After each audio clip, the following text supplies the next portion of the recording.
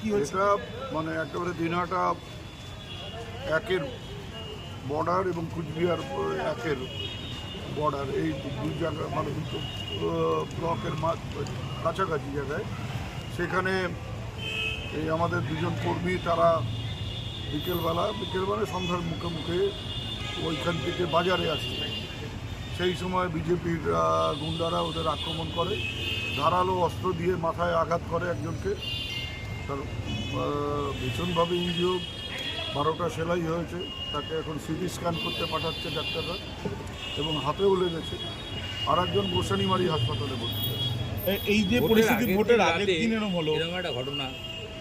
তো আমরা বলছি তো যে ওই যে আবেদন করেছে উদয়ন গুহর মুভমেন্ট রেস্ট্রিক্ট করা হোক বা অমুক হোক, তৃণমূলের এই হোক, তৃণমূল অমুক করবে তমুক করবে বলে নিজেরা সব পরিকল্পিতভাবে গুন্ডামি করছে।